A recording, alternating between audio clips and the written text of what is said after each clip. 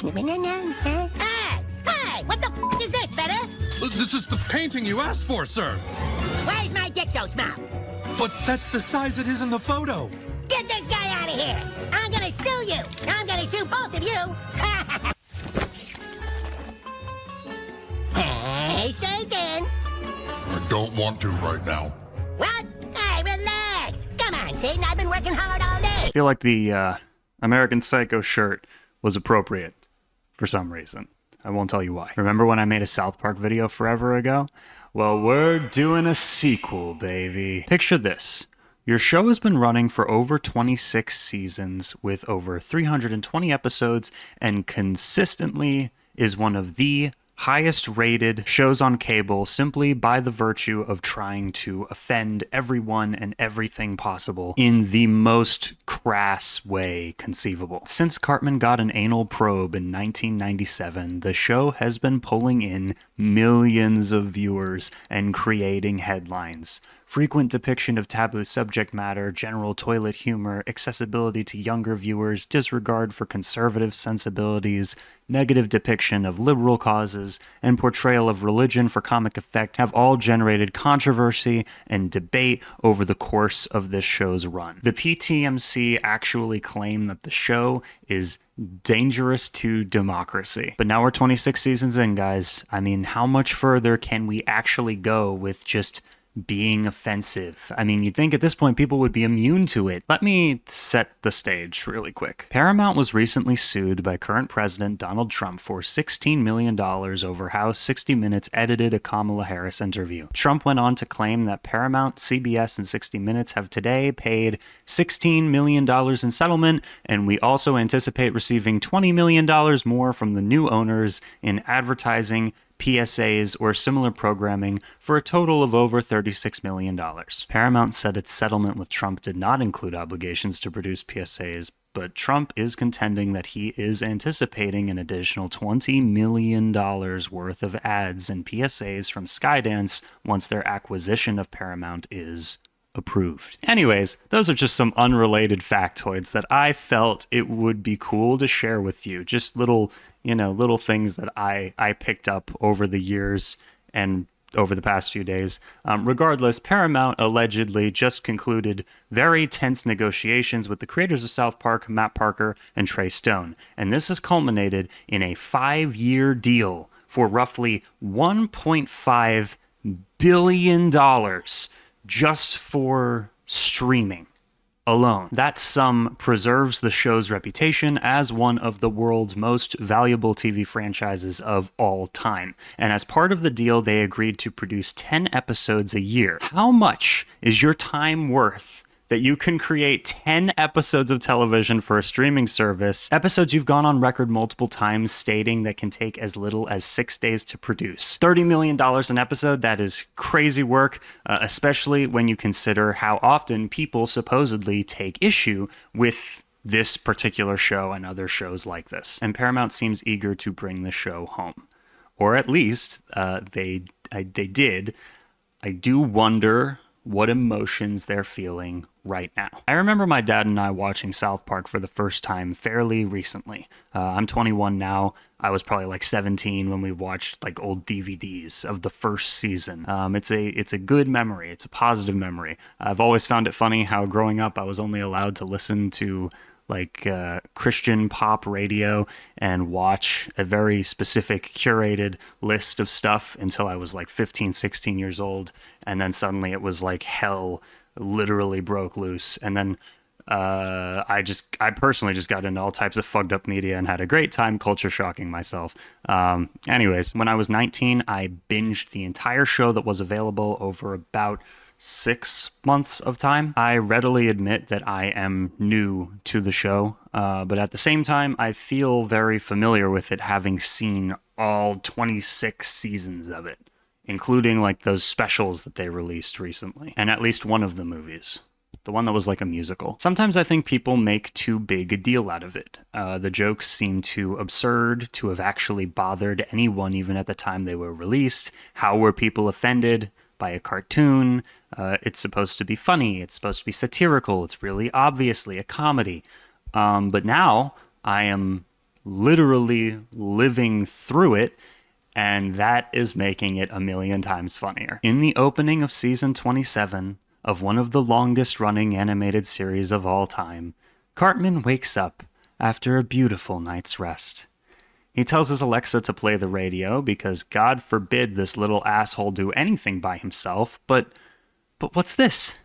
His favorite show isn't on. How could this be? As he describes it, it's his show. Where all the liberals bitch and whine about stuff, something's wrong with it. And it's off the air. He asks his mom what the hell is going on, and she responds that the president has actually canceled NPR. What is NPR, though? Yeah, NPR, National Public Radio. If I'm not mistaken, this is intended to reference how NPR and PBS and a lot of other public media has been defunded recently. He wonders what show the president will cancel next. Cue ominous silence. Oh my God. Cartman continues complaining about the show when they get to school, saying that it seems like woke stuff is suddenly off limits to talk about. Thankfully, there's a mandatory assembly where PC Principal has some shit to say. He'll put things back on track. He'll bring the woke back. He knows just what to do to bring normalcy in these corrupt times where people are punished for being compassionate. And that is our Lord and Savior, Jesus Christ. He goes on to say that the school has traded truth for comfort and worships idols of self and sin. He reintroduces himself. PC Principal is PC Principal no longer, but is in fact Power Christian Principal. PC Principal. This is almost as bad as when Bumblebee became Goldbug in the OG Transformers show. Then Jesus literally shows up. That's a whole thing. And so we ask the question, why is Jesus in school? I thought he wasn't allowed in there.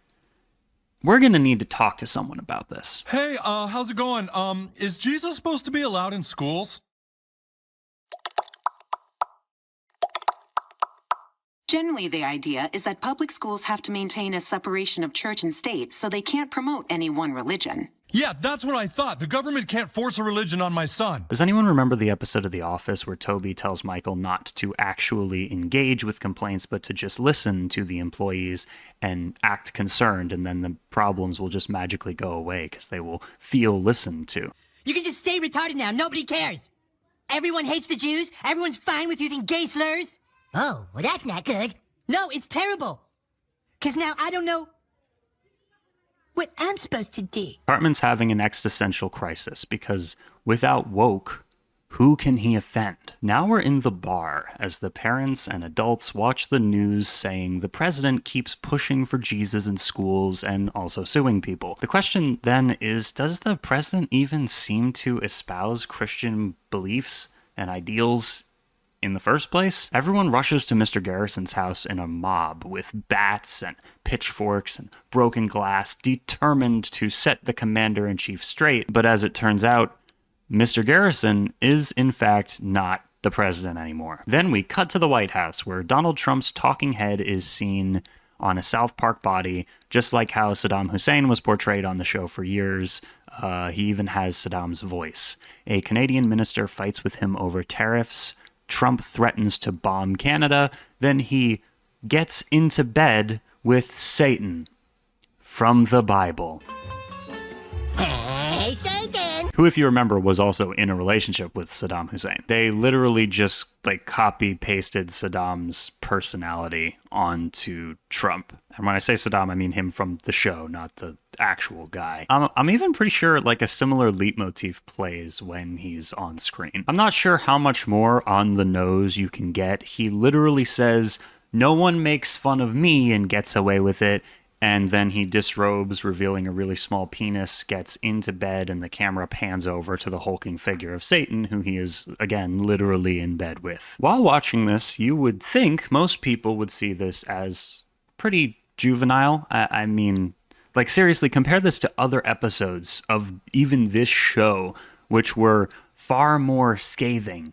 This is just a dick joke more than anything else, and it remains that throughout most of the episode. It's just crazy to think that a person would get really bothered by this. And I make this comment because it's relevant later. Just give me a second to get there. Cartman leaves the house to sad piano music and strings. Can't you hear the violins playing your song? You cry to weak friends who sympathize. He comes across bathrooms that read men only and women only.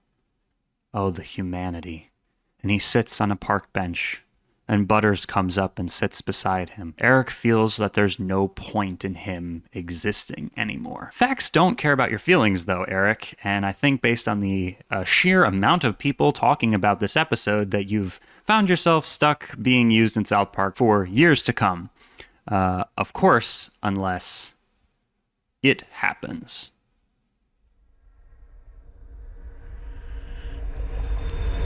A little detail I love here is how he goes to skip a stone, and we just hear one massive splash. I'm pretty sure that was the only real laugh that this episode elicited out of me, but that's neither here nor there. And Cartman sadly tells Butters, I'm killing us both. PC Principal drops some heavy lore, saying that his side was hopeless, so around November, he became a born-again Christian. He then says that he will expel students who don't accept Jesus into their hearts. And when confronted by the fact that this would be illegal, he responds, "It's 2025, not much is illegal." We go back to the show's depiction of Trump.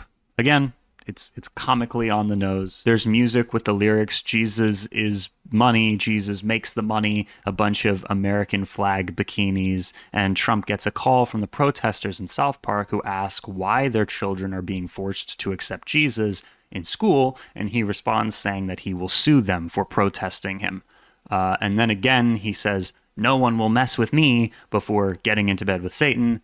Each time this happens, he starts making sexual advances, but Satan responds that he's not in the mood. Satan claims people keep telling him Trump is on the Epstein list, and Trump responds, "Why are we still talking about that? Relax." And then Satan claims, even more egregiously, that Trump can't stop saying, "Relax," when confronted about stuff, and Trump responds, "I don't say relax, so just relax." Fantastic commentary, guys. I'm not telling everyone to relax. Relax, Dad! Butters and Cartman attempt to commit suicide because there's no more woke. They do this by huffing carbon monoxide in a running vehicle in a garage with the doors closed, which is fun and all, but meanwhile we cut to 60 Minutes where the hosts cover the town of South Park's protests. They make sure to stutter through platitudes towards the president, saying over and over that they know the president is watching, they are simply reporting in their own words. Very classy. All the townspeople get together on the TV to say, we all know that the woke stuff went too far, but the answer isn't going too far in the other direction. It's not a bad thing to have compassion for people or to care a little about the environment. And as usual, South Park kind of does a both sidesing thing because ultimately the show, at least as I understand it, is not intended to be a moral compass for anyone, but is in fact often the opposite. It is pop culture that attempts to make fun of everything at once, whatever is culturally relevant at the time, doesn't seem to necessarily believe in anything specific, and that's kind of why it's fun. Like, I know Matt and Trey have said that they are libertarians kind of reluctantly after people have been hounding them over what their actual political beliefs are for years and years. But they really have said over and over again they don't really feel drawn towards any one side and try to do like equal opportunity offending with everything that they make. So I don't know. My point is, I probably would have just watched this episode and thought it was kind of funny and then moved on without making a video about it. There's a bunch of other more interesting episodes you could have, made videos on. Except I think what has happened next and in the aftermath is notable, to say the least. Jesus arrives at the protest and hushedly tells them through clenched teeth that because Trump is president and has the power to sue his enemies into silence, they have to back down or else they'll get canceled. Just like Stephen Colbert, Jesus literally tells them to shut up, stop being stupid. And he goes on to say that if the president is commander-in-chief and also has the power to take bribes and operate above the law, he can do anything to anyone. A land where money speaks louder than the governed. Same old, same old, same old. And so instead of allowing South Park to be canceled, they settle out of court saying they will be happy to pay the agreed amount, which is $3.5 million. We'll just have to cut funding for schools and hospitals and roads and suicide prevention lines and whatever. That'll be that, right? Wrong. Because as part of the settlement, South Park is also forced to make ads in support of Trump. And they ask, how are we going to do that? Just you wait. Who walked through the desert for us? Deepfaked AI live-action Trump is depicted walking through the desert and stripping all of his clothes off before his extremely small dick talks and says, I am Donald J. Trump and I endorse this message.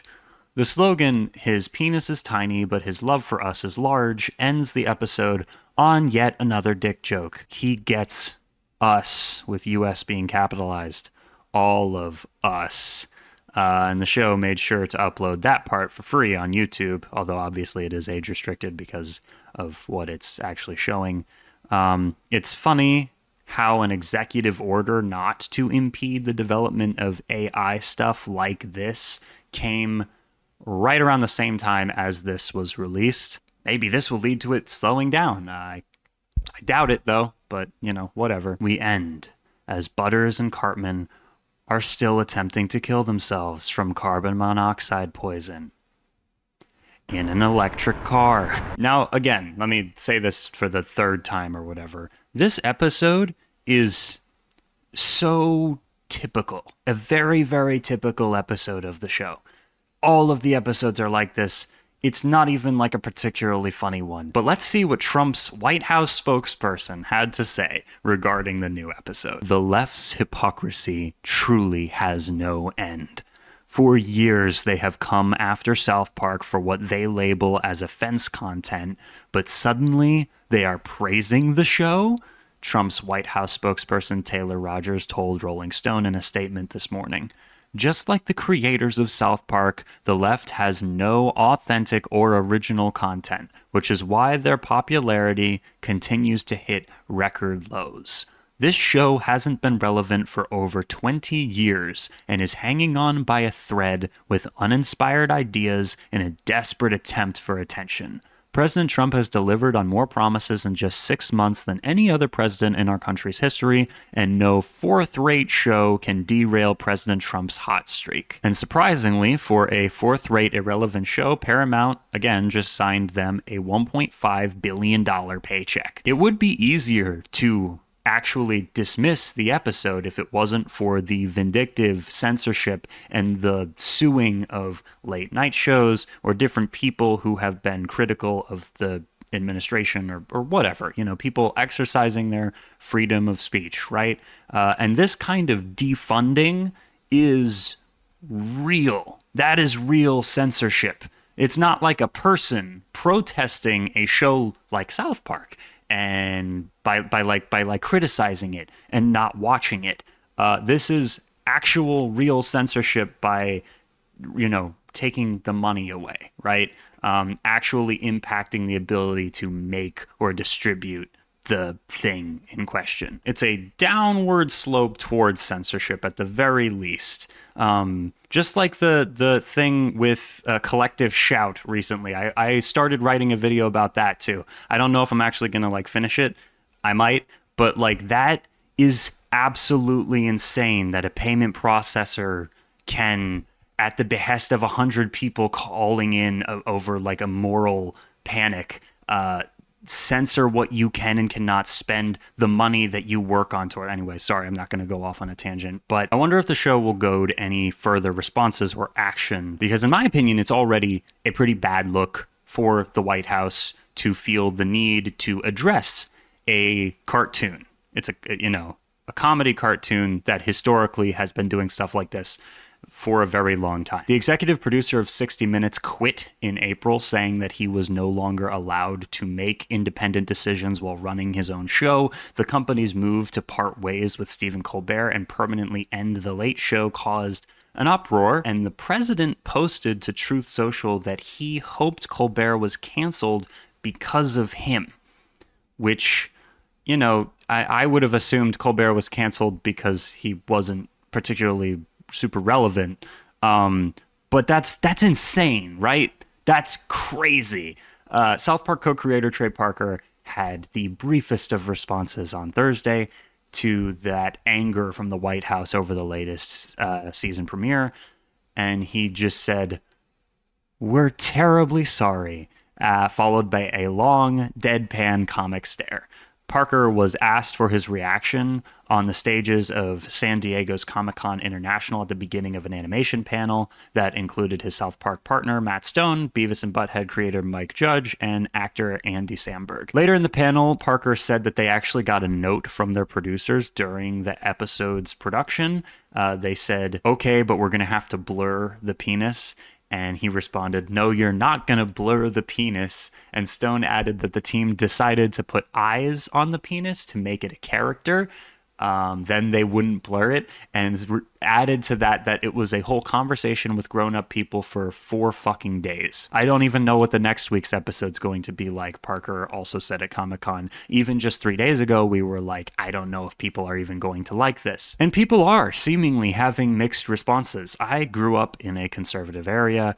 A lot of the people that I knew growing up kind of lean in that direction, and I know multiple people who seem genuinely bothered by this. It's crazy to me, and so I wanted to talk about it. South Park has always been like this. They make fun of things that I care about all throughout their show, but I don't know. I've never felt personally attacked by it. It's hilarious. Anyways, this has been my long-awaited return to South Park on this channel. I had another South Park script that I wrote almost immediately after I posted the first video, literally like 2 years ago at this point, but I never finished that script.